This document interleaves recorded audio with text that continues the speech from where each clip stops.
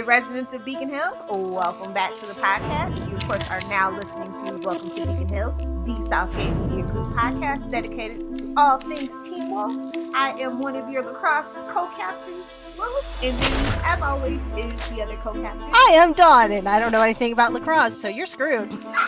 Well, neither does anybody on the show. Because they're always taking their helmet off and shaking their hair, and that's just a no-no. You gotta get that Pantene commercial in somewhere. No. I figured it out. It's Fructis, because that's what the young kids Oh, okay. I didn't realize that the young kids had a brand of shampoo. Well, the boys have Axe and the girls have Fructis, because Fructis is always on MTV now. I know. Okay.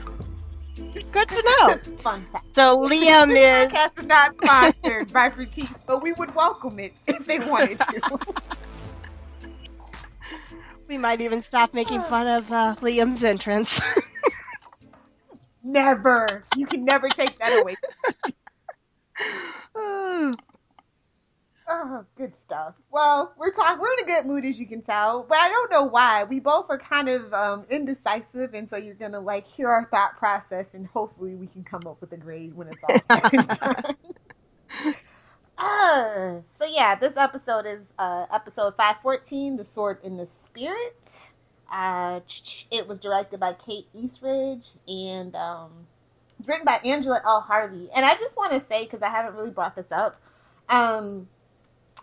Jeff has really taken a step back this season. Mm-hmm. And I'm just saying this in a very neutral way. Because I'll probably end up saying something else about the world building a little later. But yeah, he's just kind of stepped back. And I realized after 6, he said he wants to kind of, or maybe at the end of 5, was it? I forget what it is. But he says he definitely wants to step back. And so it's just kind of noticeable now as I'm going through the writer's credits for this half season already. Yeah. Well, he definitely wants to be out by 6, is what I'm hearing. Yeah. So, which actually might dovetail really nicely to when his actors went out too. So.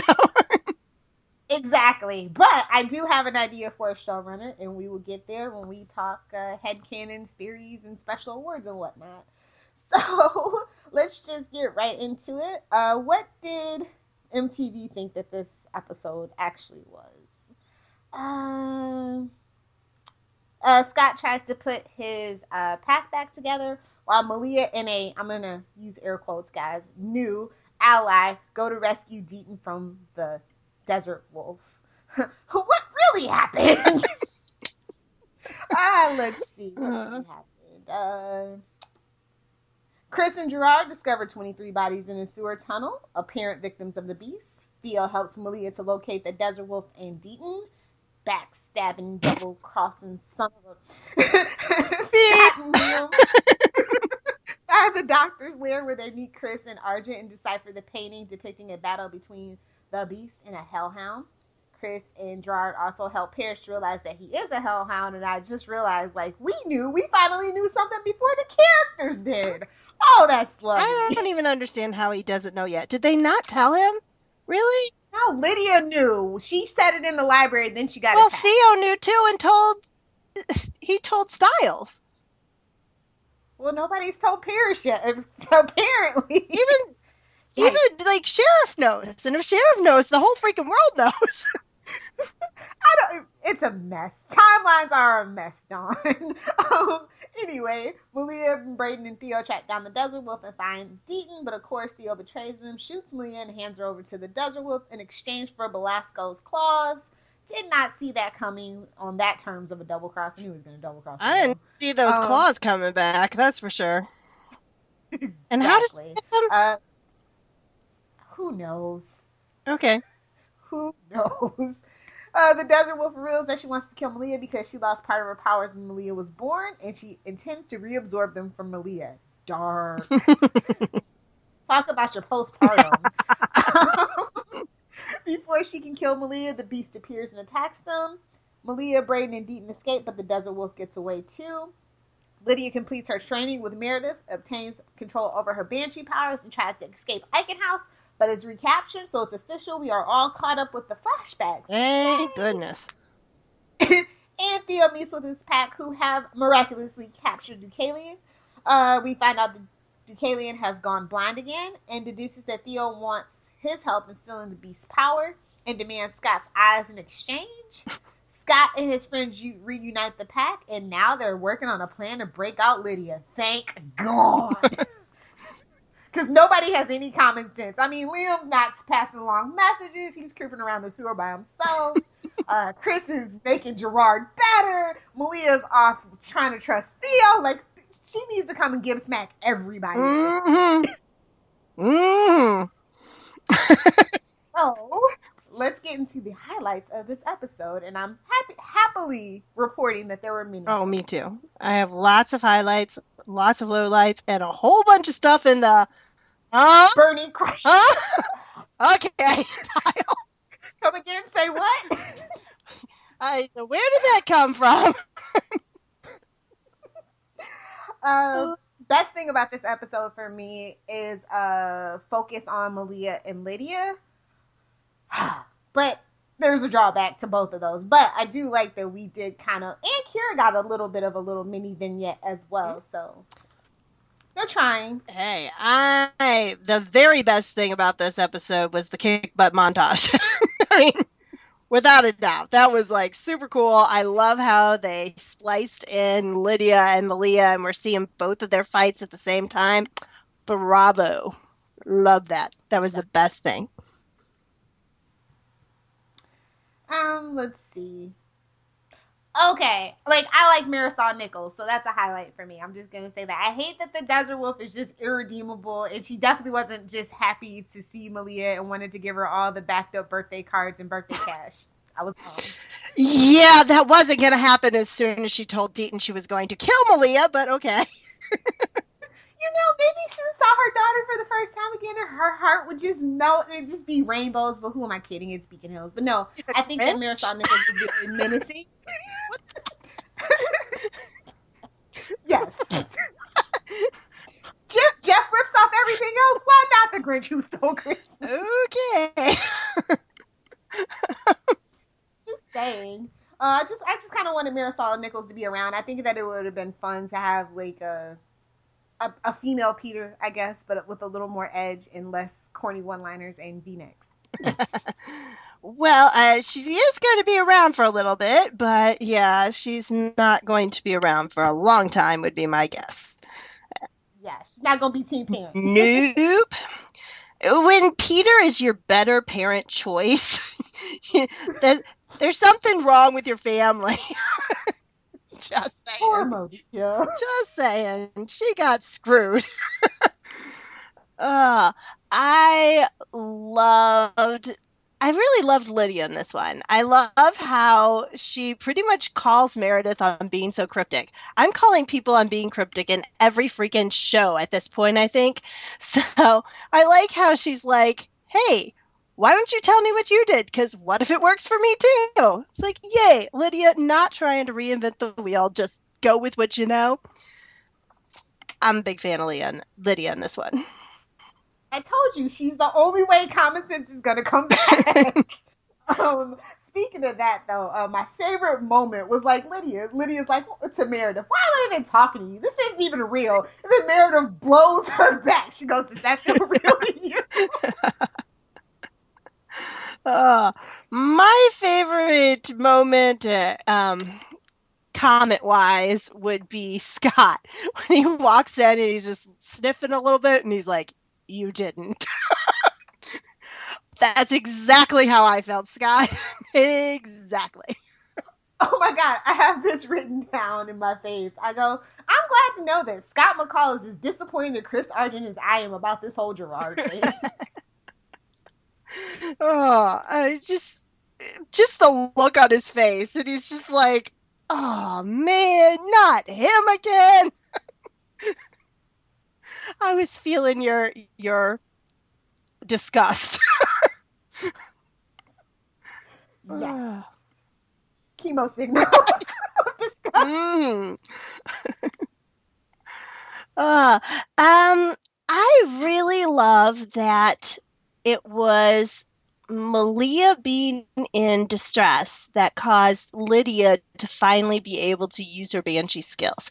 It would have been so very easy to make this a like romantic thing, Parrish or Styles or whatever, but I love that it ended up being that she was there to protect Malia, and it really gave her the motivation she needed. And man, was she a kick butt warrior at that point. Yes. Loved it. I like that too because of the Allison parallel. Mhm. And like she couldn't save Allison the first time around, but now she can save another one of her friends, and I think that might have been a little bit cathartic for Lydia as well, and also added to like the danger. Well, not really, because everybody knows Jeff loves Shelley, but you know what I'm saying.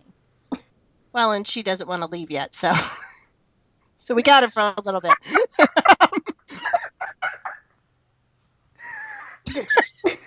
Just saying. I also really, really, really loved everything Brayden in this episode. Yes. Everything. I mean, from the fact that she's the one who knows Theo the least, and she's the one that deals with him the best. She's like, I should just shoot you now. And the entire fandom went, please, go ahead. Yeah. For enough money, I would kill you. I say we start a kick fund starter. So it was just, I mean, everything about her was awesome. And she's just kind of like, oh, Malia. Come on, Malia. What are you doing? You're better than this. She was the voice of the audience throughout the entire episode. Yes. My favorite moment though is like Malia, like after she explains all that to Malia, Malia just goes, "Are you coming?" She kind of shrugs, rolls her eyes, and grabs the bullet. That's my favorite Brady thing. She's like, "I got your back, Malia, but I'm just gonna tell you, you're stupid. I'm gonna tell you the whole time there." I'm not going to stop talking about it because you are, and you're gonna regret not listening to me. At this point, we might need to add a Teen Wolf bingo square for someone should have listened to Brayden. Oh. Somebody gets what they deserve for listening to Theo. That's your bingo square. Somebody trusts Theo for reasons we do not understand. Ugh.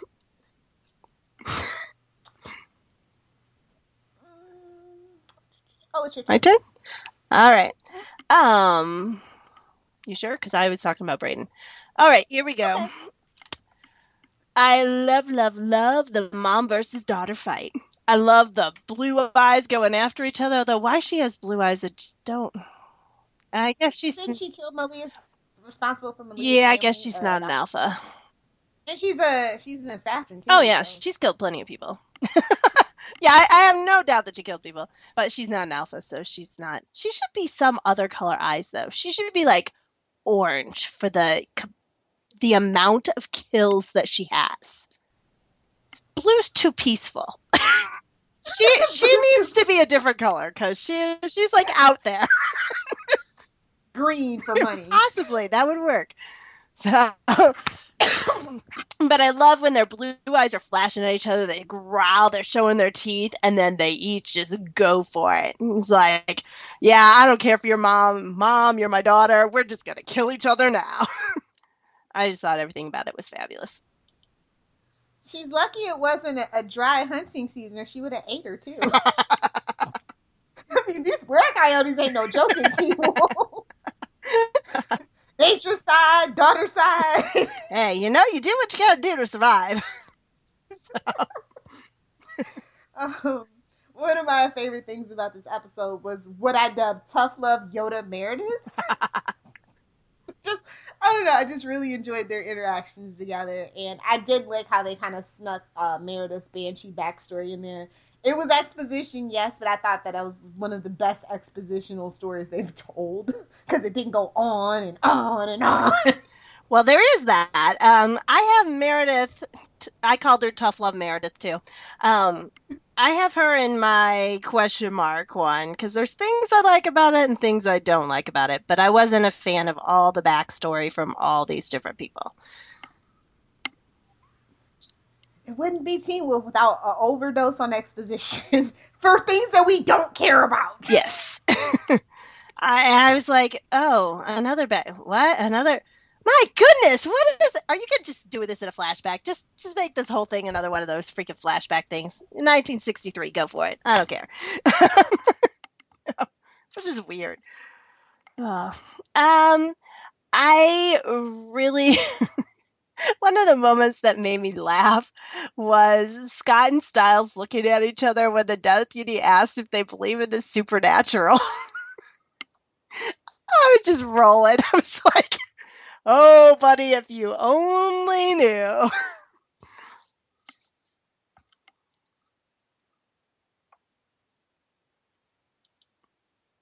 Hello? I said that Deputy Strauss smacks of Matt all the way. He's the beast. Oh, he could be. He's not a red herring. Well, he's something because he's still alive and he's toting a gun. He's getting more and more screen time as the story progresses. Yes. I don't like it at all. Yeah, he's something. Oh my god. I've seen people on Twitter, Tumblr, and Reddit call him Deputy Nazi. Or no, Deputy Aryan Youth or something like that. Because everybody is so tired of all the blondes on this show. I am tired of the blondes, but at least he's not a teen blonde. So we have to give him that. Okay, I really love the scene between Kira and her dad because History Dad is just the best. He's the best. Motivational speaker. I like his pep talk too. He's on my list of positive things in this episode. Not quite sure that it needed to be in this episode, but this episode was kind of packed. I was like, shouldn't that have been last episode? Yes. Episode, like when she came home. Yes. So I was like, oh, what? Okay. And then Kira disappears, and I'm like, okay. I guess they wanted to get that name drop of the title. You know they tend to do that. Yeah. I think almost every single episode has had that, right? Right. Plus, we've still got the Latin going for like 4 episodes running now. So, really trying to get that educational grant done. History lessons and Napoleon quotes. Like, okay. Because if I'm going to motivate my daughter, I definitely am going to use a crazy, insane dictator. Yep, those are the words I'm using. What the heck? Even a broken clock is right twice a day, Dawn. Yeah, Napoleon's like pretty much quoting Hitler. Do you see people quoting Hitler as inspirational speeches these days? Come on. I love when, let's see, which one am I do? I love Scott calling out Liam for still never having said sorry. Like, yeah. And do you notice how he still didn't say sorry after that? Liam's What's up with that? One of those guys. Liam's one of those people that just can't. They give you a half-butt apology and just hope it's good enough for you. It's not that hard, buddy. 2 words. I'm sorry. And possibly a whole lot of groveling. Or, sorry, bruh. I would even settle for that at that point from Liam. I don't know. He just needs to... It's not over for me. So, fix it. Or go away. Either one. I like that Scott was dressed like a Winchester. A little jacket.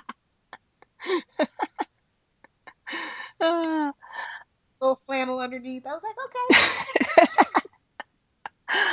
If Arjun and crew ain't gonna do it, somebody's got to. Okay, all right.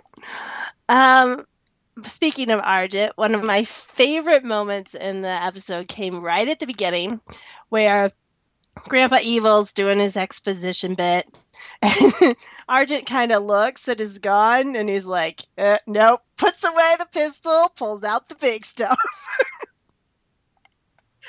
Yes, I have that down too. It says, Chris Argent with large guns makes me so happy. It was just awesome. It was like, okay. I mean, no words, but perfection. It was probably my favorite Argent moment of the night.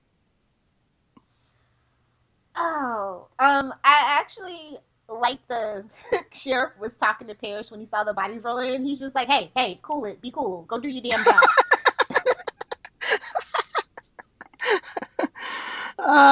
Sheriff Stilinski just always giving somebody a pep talks.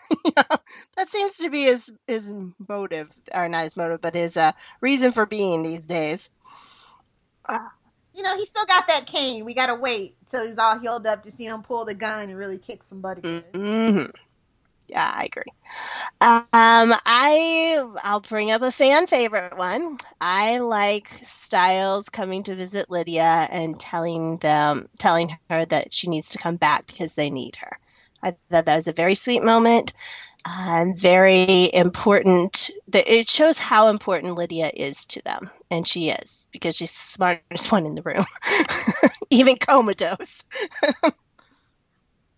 I like how I thought it was her homework, but it was his. I like that. He's like, maybe when you wake up, you could help me. I thought that was actually just really cute because Lydia is smart and she had to keep that a secret for so long. And so him actually, recognizing and acknowledging that, I thought that was really good too. I thought it was her homework because isn't that what he said? I'm just going to pretend like it's not. Okay. So that's her homework. Because she only had, we very explicitly stated she only has one high school class. So I'm just going to pretend like that didn't happen and that it was Styles' homework and he was trying to pull a fast one to get in. Okay. Because he doesn't have AP Bio with her. So that's true. I'm not sure who's still in AP Bio at this time. I guess whenever they just need to explain the title. Yep. Well, let's go ahead. No, you can go ahead. I was looking for a line. No.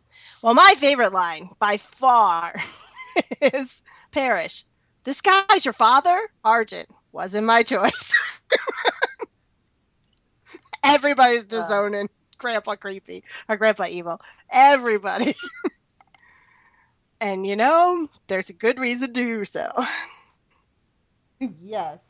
But no, I actually like Gerard when Parrish was like, what? So you're just gonna, if I didn't, you're just gonna let me burn my eye out? Yep. And I go, well, you kind of deserve it, Creepo.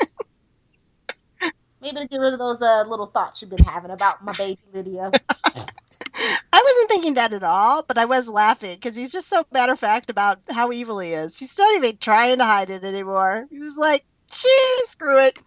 I'd kill you if, I wanted your sandwich. Oh, Gerard, putting the evil in Teen Wolf. I love the scene. I don't actually love the scene, but I love the moment when Malia first barges into the locker room, and all these people are like, whoa, wait a minute, girl in the locker room, and she's just like, whatever, I got plans. I don't have time for y'all. She just cracks me up. Let's see. Oh, one of my favorite lines actually came from Jar. We were wondering just how flame retarded you are, deputy. And I was just like, just please don't let it work. Let's just please cut this out. We don't need a hellhound on the team. Nope. Sure don't. Although that now, according to this big mythology, it has to be Parrish versus Labette instead of Scott versus Labette. Which I think is weird. I think that this is a lot of misdirection, honestly. I think we're not going to know anything until that final battle when nothing works. And they're like, guess we got to come up with our own plan because it's Teen Wolf. They're like Winchesters. Their plans never work. Never.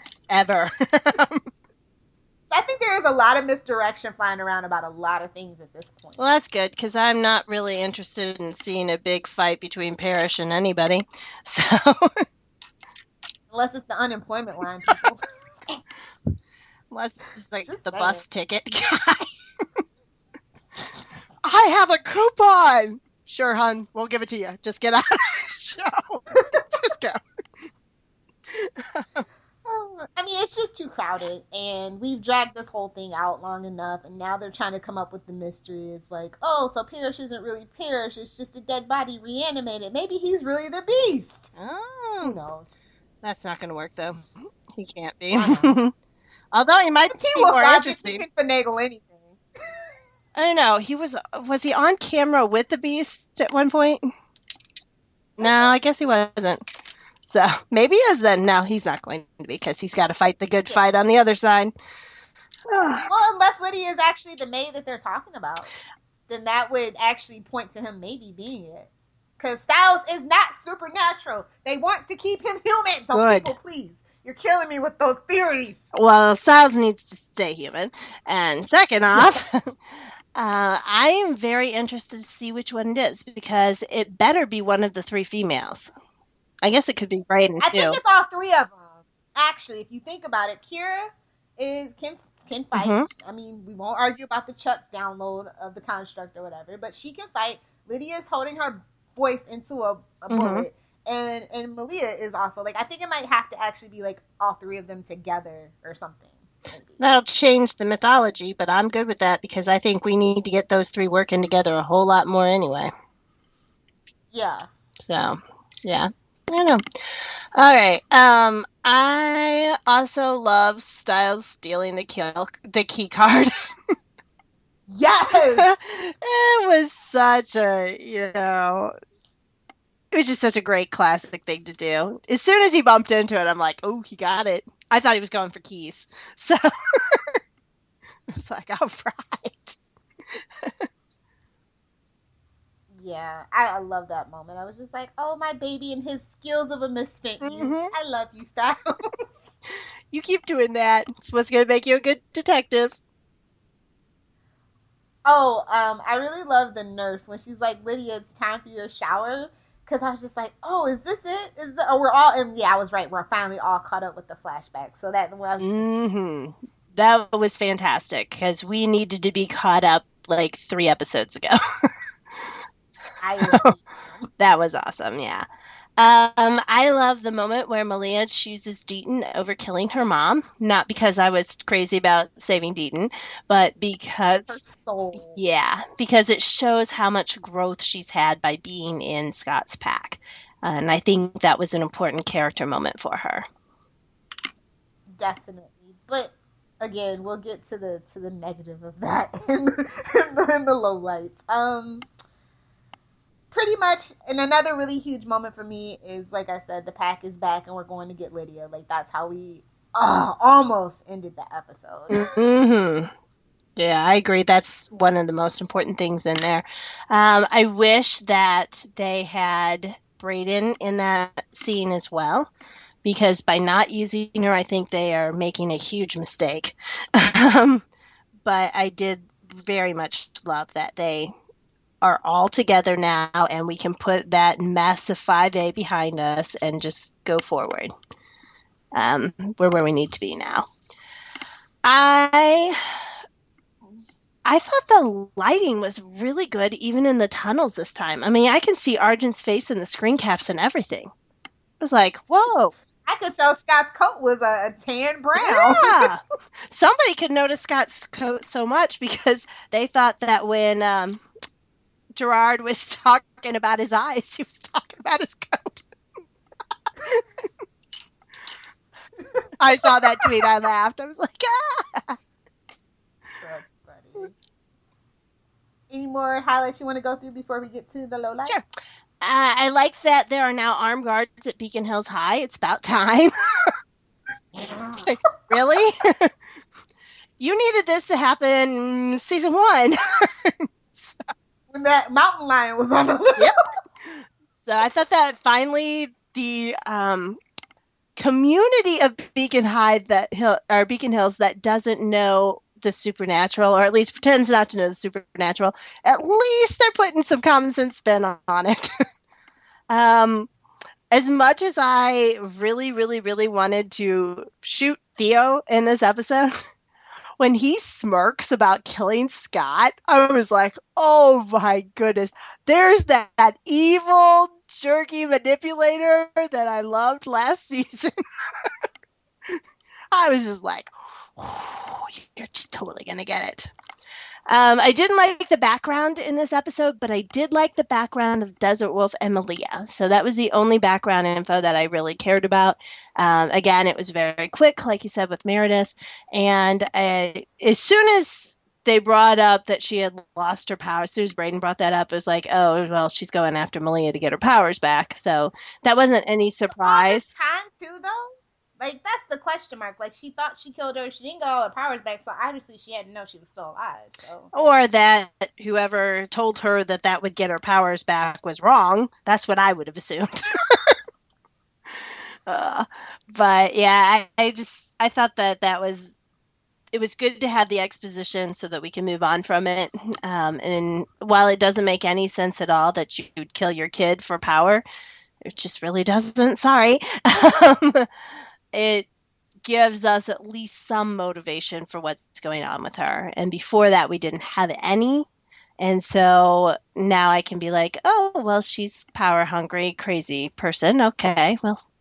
But we are talking about a woman that slept with Peter Hayes. Oh, yes, definitely. And and quite frankly, you know, she's a woman who doesn't seem to mind the gore and violence of her job.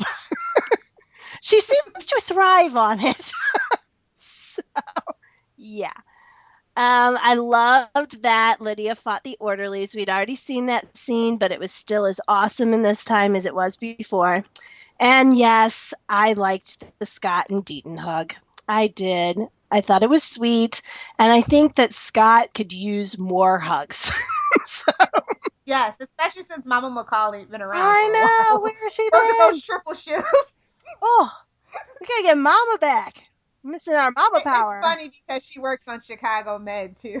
She just can't. Oh, I don't know. But yeah, I thought that was a great moment, and I'm glad that Scott is getting his little moment of joy. And in all honesty, Deaton has probably been more of a father to him than his own father has been. Certainly not more than Sheriff, but, you know, Deaton has a special place in Scott's life, and so I'm glad that he is back so that Scott can be all, and because now that he's back, he can be useless, and I can get my bingo square marked off. He couldn't be useless when he wasn't on screen, so. Yikes. Okay, lowlights. Okay, obviously I'm just going to put it out here. You know it's going to be a rough episode when the first thing you see is Gerard, and he immediately goes into exposition. Yes! That's the number one thing on mine. I was like, no! Why are you on my screen again? Why didn't you die? Come on. Kanema could have taken you out. Tracy, paging Tracy. Oh, somebody please get this person off. Just beheaded. I don't care. Body in one state, head in another. That works for me. Oh, Gerard. Ugh. All right, I will see you, Gerard, and I will raise you a Deucalion who has not stopped being cheesy.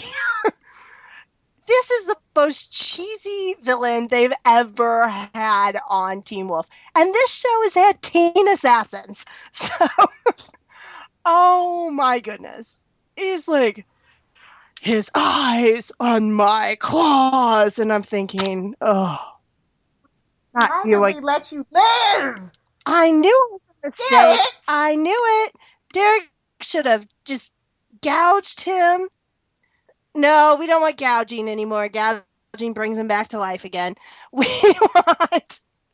All right. Again, head, body, different places. That's what I need. Because, I mean, how a man can annoy me in 30 seconds or less, I don't know. But that character, he has got to go. I'm just so disappointed with the return of Deucalion. Like, when I heard that, I go, but why? Mm-hmm. For what? It just... everything's just bad. I mean, if anything, Theo, just kill him for his alpha power. No kidding. Right? Or something. The demon, you can be a demon wolf alpha. Please. Exactly.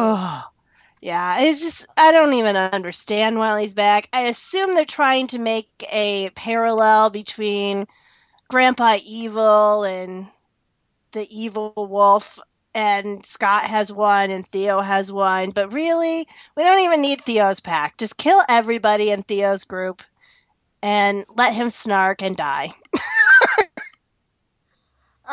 Second thing I think about this episode that bothers me is that Chris really needs new friends because all he has is Gerard as backup. And quite honestly, I wouldn't trust Gerard as my backup ever, even if he was my own damn father. Like, Chris, you should have just took the little gun, shot him, and then got the big gun and just been done with it. And what happened to all of the people who worked for the Argents? I mean, they ran out. Didn't they go bankrupt back when Money Woes happened? I don't know if they went bankrupt, but if they did, he's still got some pretty fancy guns going on. They better not be bankrupt. Well, he kept the stock because he was a, merchant of death. So he just didn't sell it to anybody. That's why he went bankrupt. Okay. Well, all I know is that it needs to stop. I don't know. He should have other people there. And quite frankly, if you're going to go tramping through the tunnels, shouldn't you bring Scott along too? I mean, he didn't want Scott to know. He was ashamed. Well, he should be. That was the most asinine decision he has ever made. And that includes season 1 him, when he was horrible. So, yeah. Oh, that was just bad. All right. Speaking of people who are morons, half of Malia's story... Half of Malia's story is about what an idiot she is. What is up with this falling for Theo's guilt manipulation stuff? She already knows that he did this to the others, so I don't understand that. And for the love of my sanity, what the heck was that weird closer tension between them? That's just creepy. Ugh.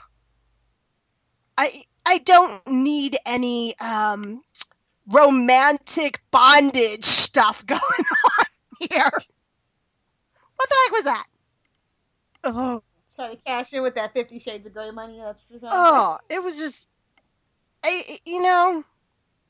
everything Parrish and Lydia creeps me out, but this creeped me out just as much. It was like, ooh. My skin was actually crawling, and I felt like I needed a shower. Ugh. Oh, darn. It was terrible. Terrible. I was going to save this complaint for the awards, but I can't. Gary Stu of the Millennium is Gerard. Gerard knows everything because he is a Gary Stu self-insert if I ever saw one. He knows everything, and it drives me, and he never tells anybody anything, and it drives me up a wall. Well, and you would think that this knowledge would be written down in the family archives or something. Did you really need to bring him back? Seriously. It's not like Gerard did the Derek thing. He hid it somewhere. Oh, okay. Well, all I know is that there should be some family history, because it's not like Gerard's dad knew it from personal first-hand experience. They're not vampires. They're not living forever. So, although he seems to be living forever. I was going to say. But, it's like, surely there was an other way to do this. Somebody has to know something. And his family's not all dead, so go for it. Find somebody who knows. I mean, he didn't flinch when the Dread Doctor showed up. I know your frequency. Get the hell out of here, Gerard. Oh, yeah. Let's go. Never come back. That is on my question list, because first off, how the heck does the guy in the nursing home know this? Where did he get the emitters? It's not like, Argent's going to be handing him off all kinds of artillery. And, while I love the idea that, yes, the frequency can stop the steampunk scientists, which we've already talked about before, I hate the fact that it's Gerard that does it. Ugh. Ugh. And the way that he's like talking to them, it almost feels like he wants to create an alliance. That is the last thing I want, is a Gerard steampunk scientist alliance. I would rather have it with Theo. Because if he makes an alliance with the steampunk scientist, there is no way they are leaving my screen before this season ends. And I really need them to leave my screen before then. It feels like 3A all over again. We're just crawling with villains, dude. We're jam-packed. Yeah, it's 3A, and, and it's really 3A because Deucalion's back. We got too much story and not enough time to tell it, so we need to cut back on the story and we need to cut back on the characters. Yep. All right. I didn't like Meredith backstory, Parrish backstory, Liam backstory. What the heck was this? The flashback episode? It was exposition hour. Oh, every single time. It was like, no, Liam too? I don't care about the kid you punched. Go away.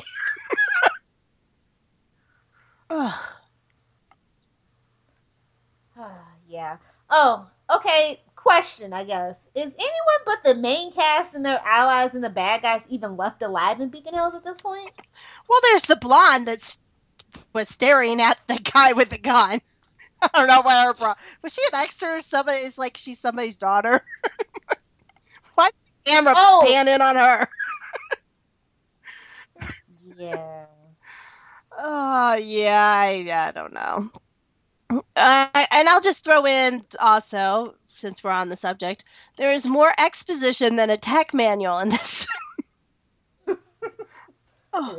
We just get done with one, we're like, whoo.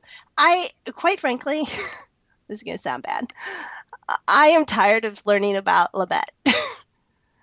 Just tell me it all at one point and let's get it over with, because it feels like every single episode we've had so far, we have had exposition on this creature.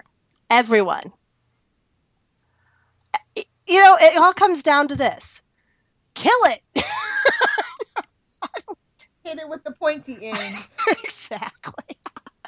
I don't even care about its backstory at this point. Just, it's not like they're going to kill it before the finale anyway. They're going to try and kill it in the penultimate episode, but they're going to kill it in the finale, and they're going to kill it in some way that has absolutely zero sense to do with anything else that's happened about it in the entire season.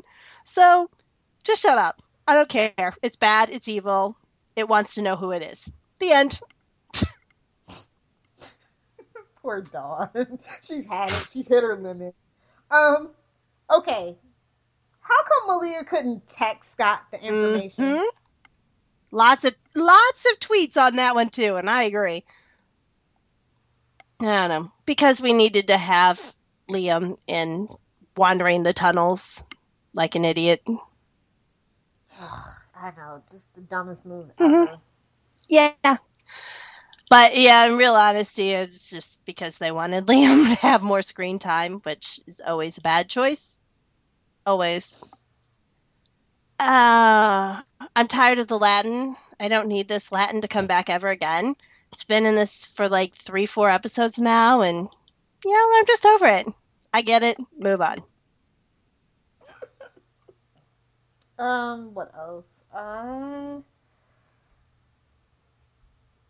Okay, the whole Belasco's claws things literally came out of nowhere. Like, there was no inkling of this. Mm-hmm. And we still don't even know what they do. And if anybody should have them, shouldn't Theo have them? Because he showed up when Scott was killing him. So, and then he runs off to the steampunk scientist and he dies in their lair. So, how does the Desert Wolf have these claws when Theo was right there? Exactly. I don't understand. Nothing about that makes sense. I'm like, okay. So is Desert Wolf? Or maybe they weren't actually Belasco's claws, but the actual creature that was made from Belasco. Maybe she killed one. Well, that could work. But I doubt it. I doubt we get any explanation at all. So we just.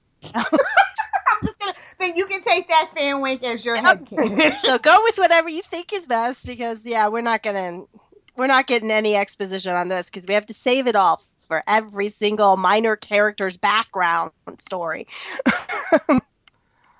All right. Speaking of the face palm moment, how is it that Scott doesn't see the Ouroboros as they're walking around? It's like the second time he's been in this tunnel. He's been tracking, Liam through it, and he has to wait until Liam brings it up? Really? Come on, Scott. Kids in their fresh pair of eyes, Dawn. Kids in their fresh pair of eyes. What the heck was that? I'll raise you the oblivious to the Ouroboros and give Natalie Martin's poor excuse of electroconvulsive therapy when you know damn well that's trepanation. All right. I am going to give her a pass here.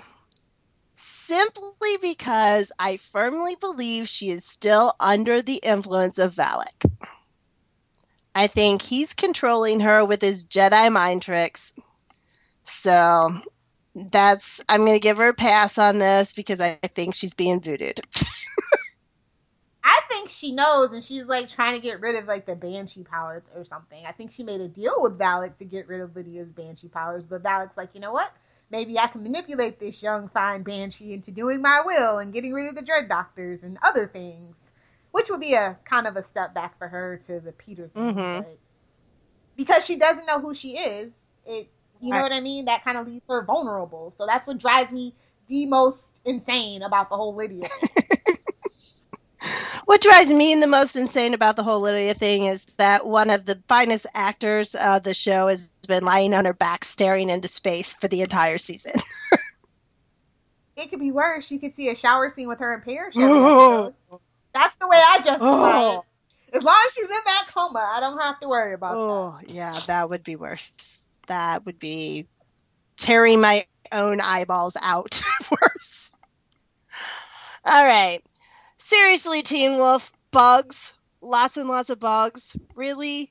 Oh, you gotta put one of those warning banners on there before you start with that freaky stuff. Ugh. Another thing that just made my skin crawl in here. Thank God the lighting wasn't that great for that. Oh, I'm like, is that? Oh, no. Not only did I have to look away, but I had to plug my ears too, because no. Mm-mm. Well, yeah, that's pretty much all I have to say, because the other stuff are a few awards. Right. Theo just completely tortured Malia for no reason since he already knew where the Desert Wolf was. Really, Theo? He had to make her work for it, though. Otherwise, she wouldn't have wanted to go. And then you're smiling while she's screaming. Really? You're just a psycho. You need to go at the end of the season after you snark some more. And you need to bring back the snark, because he wasn't snarking as hard in the last 3 episodes. That's why I liked him. He needs to get going. All right. I do not understand how Paris does not know what he is by now. Everybody else in Beacon Hill seems to know what he is. And even if he didn't know what he is, he should have been pulling the pieces together. I mean, Hellhound, fire, death. We've been talking about him being a harbinger of death for 18 episodes now. What the heck? It should not be a surprise. I don't even get that. Why is Theo always telling everyone that he has no choice? Why? Theo, they don't like you. They don't care about your excuses, and we all know you have choices. Oh, it just drives me nuts. And then, this was so bad it just made me laugh. What is up with that dramatic music as Arjun is kicking in the mural? I know. I was like, this is really not that exciting of a moment for this music.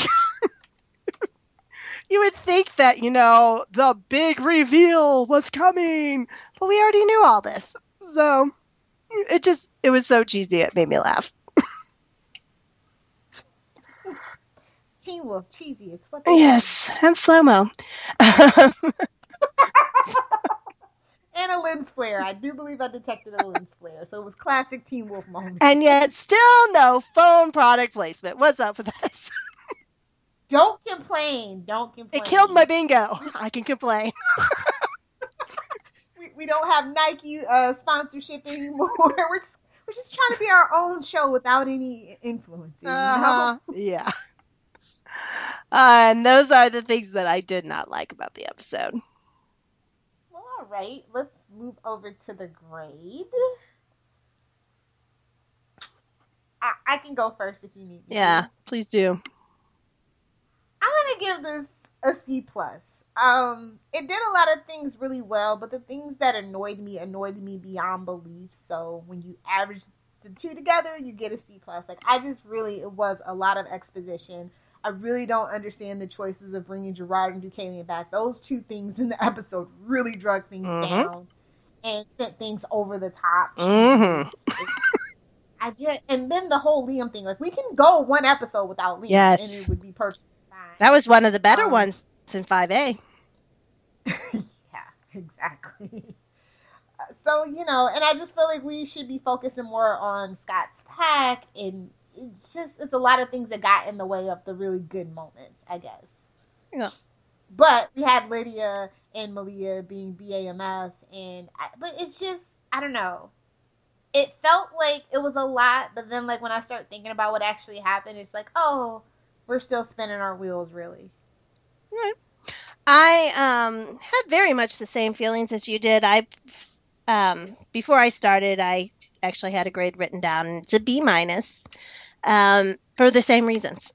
I love, love, love the fact that they have been focusing on the females of Teen Wolf in the last 2 episodes. I think that's important. I think it's about time.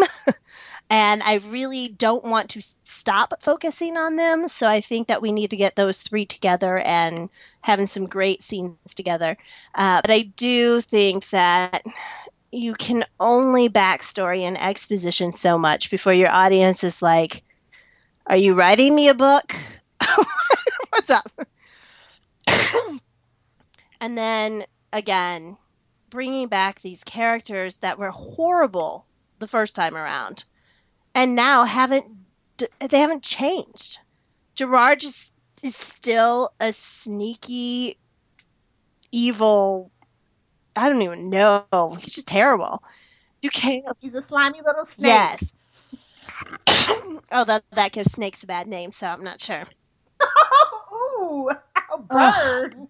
And then Deucalion could not be more cheesy.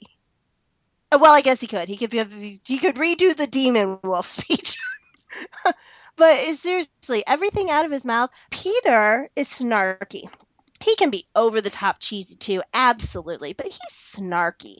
Deucalion is whiny and very.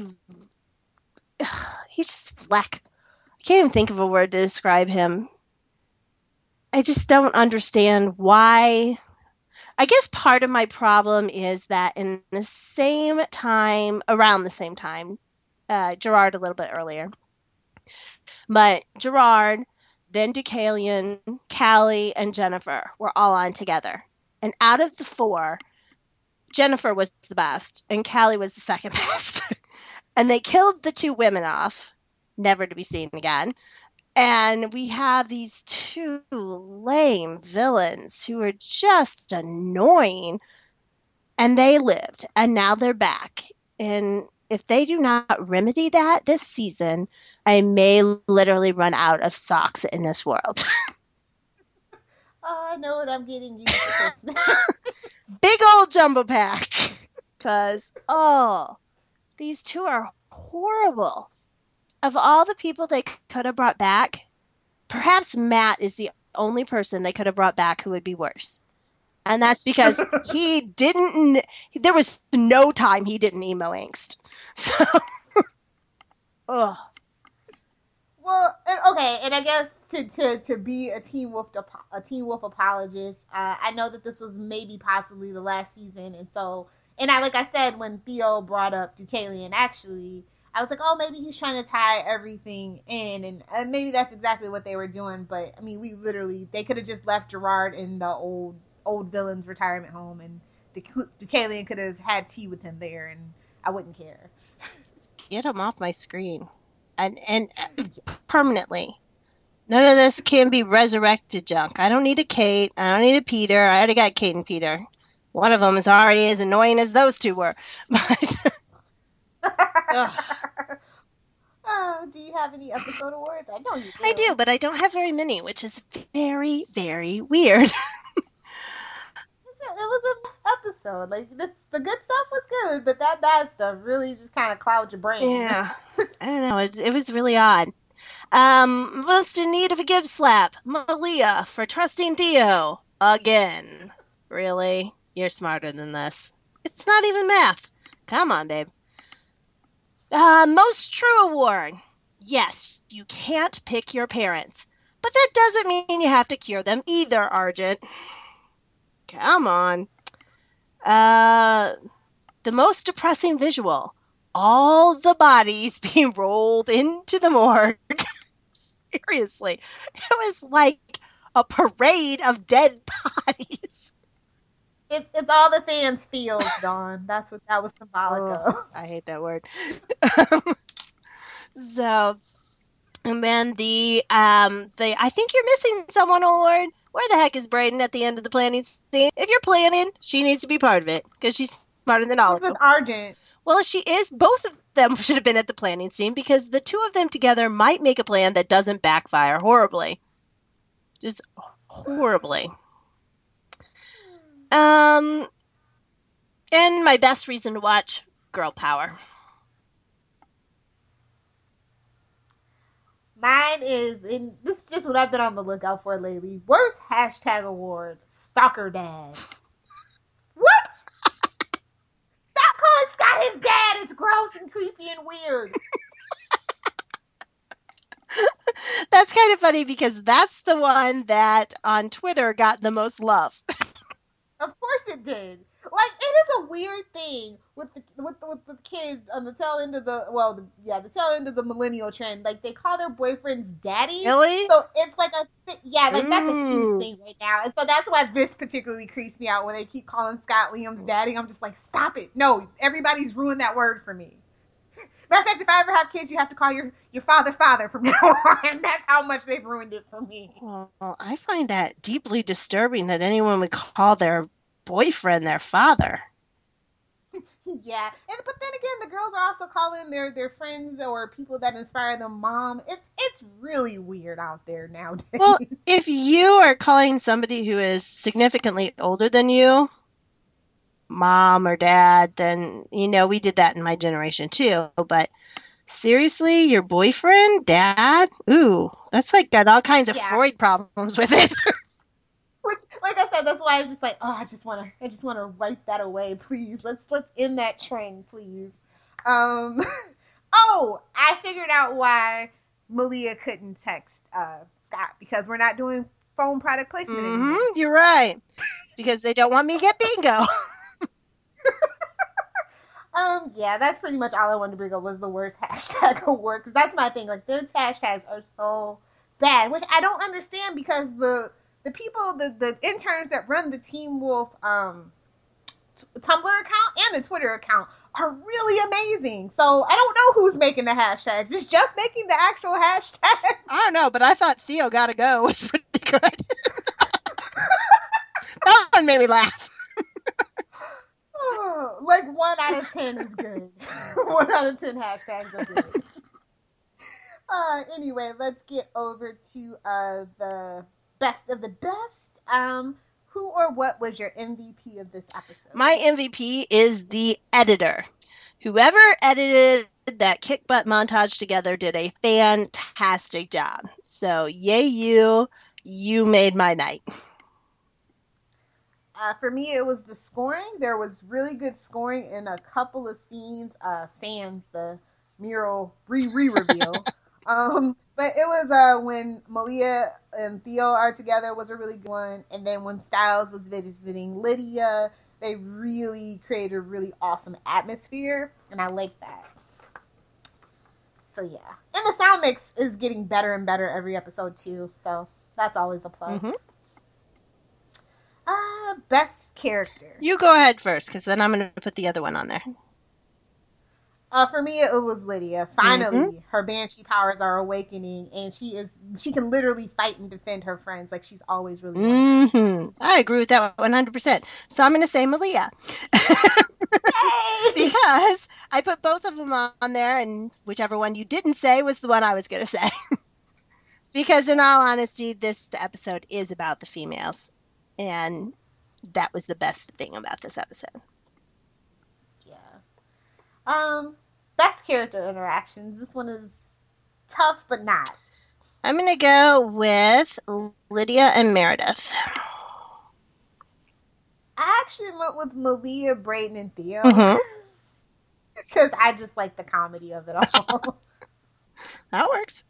Yeah, I think that there were some pretty good ones, but also some of the key ones that we usually get were missing. So it's like it made it a little bit easier because, quite frankly, there wasn't a whole lot of character interaction. Yeah.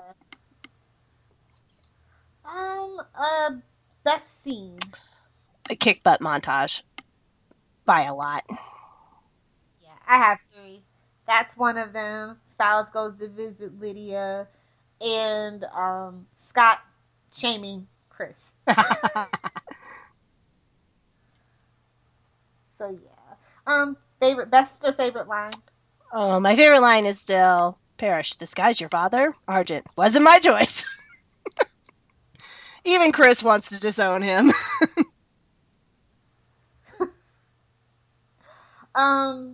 I actually liked Desert Wolf. You don't have a name. Talia Hill took you away before I could give you one. Like at first, and I'm going to explain this, because at first I really was mad at Talia. I thought she was being a royal witch for doing what she did. But then I realized she did this to protect Malia. So now finally Talia Hill's good name can rest in peace in my mind. I don't know. I think we need more background on it because, that is a huge move. And I actually wrote this down too.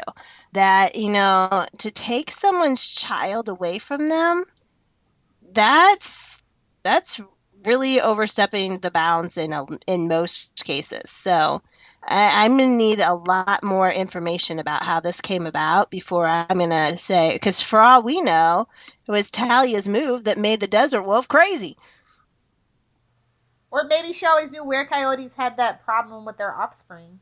And considering, like I said, she did sleep with Peter, questionable moral fiber there. Or duped by a massive manipulator. So we really don't know enough about the Desert Wolf. We know she's crazy now, but we don't know anything about what she was like before. And, the Hales have not always made some great choices in the past. So I'm not ready to put this on a yay, Talia's a hero thing until I get more information about what was going on. She can rest in peace in my mind, because honestly, between Peter and the Desert Wolf, just somebody save poor Malia. Yeah. Anyway. But why would they give her to somebody who's in Beacon Hills? Wouldn't that be like the easiest thing to track down? Well, technically they live on the outskirts, and maybe she wanted to go visit her, and then the fire got set or whatever. Who knows? I would think that if you're trying to hide the baby from the mother that you stole it from, you wouldn't have it in the same town. Hiding in Plain Sight. That was a great show on USA. In Plain Sight was a great show, but they would never have hid a witness protection person in the same place where the event took place. That's the reason they were in Albuquerque. Yeah, exactly. Poor Albuquerque. Actually a pretty great little town, but anyway, which is why Kira and her mom were on their way to Mexico. Yep. What else do we have? A favorite moment? I really, really, really loved Scott's reaction to sensing Gerard, but I think I'm going to give it to the moment that Lydia busts free, because I've been waiting for that for a long time. Yeah, too long. Favorite moment. The pack. Definitely the pack being together, and Sal's is like, all right, now we can go save Lydia. Mm-hmm. And they start breaking out the plans. I'm like, oh, this is just like that time they were going to heist into the bank. I hope it turns out better than that. Well, we can say with 99.999% accuracy that this is going to be a better plan than the teen armored car heist. Because it can't be worse. Oh, Dawn, you say that, and then... I'm sorry. That was the most ridiculous thing Teen Wolf has ever done. And this show has, snake people. Come on. Oh, so I guess it looks like it is time for listener feedback. So you can list off all your Twitter people, and I will go look for some emails, hopefully. All right. My first one is from @ClonePoster, and she says, Parrish is part Mayberry and part Sunnydale. And that's about as good as you can get. That's so accurate. At the Night Dusto made me crack up with this one. He says, Sheriff Stilinski telling Parrish how to do his job. Shouldn't a teen be doing that? Yikes. Yep. Gideon Emery, who plays my least favorite Deucalion, is an awesome guy as an actor, and he always tries to live tweet, and he has some funny things when he said. And he said, school was a far less scary place when I was a kid. Yeah, by a lot. At Just Janine, that's JUSTGEANINE, she says, the fact that the creepy orderly still has a job is evidence of the limited pool of people still willing to work at Icon House. Yes, most definitely. You have to be a douche to be there. At Megan Tandy, who plays Brayden, also live tweeted in this one. And she said, did she just say Malaya is going to die? Oh, hell no. And then at Dylan Slayberry said, maybe she meant dye, like dye her hair. I'm going to go with that. I would prefer that too. At Princess Angel Sky said, Theo needs to go, which was pretty much our hashtag. And then she said, preferably in pieces. I am good with that, actually. I like Theo as a villain, but when he goes, he needs to really go and stay gone. And then Teen Wolf Talk she pretty much said exactly what I was thinking. Did Liam get the same speech from the sheriff about saving a life? I think he did. Because he's pretty much spouting the exact same thing. So those were my favorite tweets this week. I do want to shout out my friend let me see what she's at there, at Merino Media. That's at MERINO Media. And Mary won the Teen Wolf Bingo for this time. So if you would like to play Teen Wolf Bingo, and if you win, you just need to let me know so I can shout you out on the podcast. Very awesome. My reviews for the weeks are theyoungfolks.com. Oh, that's new. And yeah, they do a lot of good stuff. Who else? Oh, I love the EW recap this week. They're getting better and better. Ooh. And of course, TV.com. I always stand by TV.com because it's hilarious. And also, if you're on Tumblr, check out Prettiest Captain. Her photo recaps are the best, or his or hers. I'm pretty sure it's a girl, though. Well, if we're doing Tumblr, I have a Tumblr one too. Shocker! Shocker! I would like to, and I'm going to butcher this person's name, and I apologize, sir. Matthew Daddarios. It's Matthew-Daddarios.tumblr.com.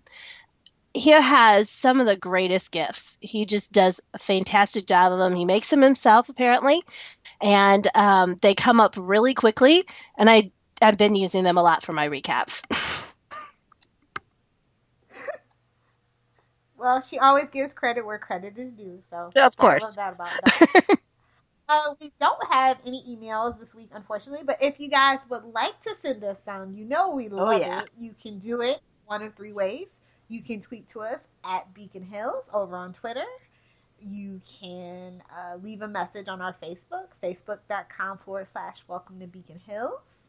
Or you can send us an email to teenwolf.smgpod@gmail.com. We look forward to hearing from you.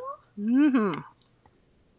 So, yeah, now we can do some shameless plugs and get out of here. All right. The best way to get a hold of me is on Twitter. I'm at Dahne1. That's at DAHNE1. You can also reach me at my blogspot at dahne1.blogspot.com. And I also write for spoilertv.com. Every week I have a column called Last Week in TV. It comes out on Mondays on my blog and on Spoiler TV. So check that out. Also, every time before a new Teen Wolf episode comes out, about 30 minutes beforehand, I put up the new Teen Wolf Bingo. So if you'd like to play with us, it's a great fun way of doing things. I suggest you not drink during it, but instead we do the Mary Marino way, eat a cookie. Ooh, do a shot of soy sauce. Torture yourself. Anything. Let's just say that Mary decided that she wanted to change cookie for wine and was not a happy camper. So. Oh, I've done it before too. I've played the Teen Wolf drinking game. It is rough. Little rough there.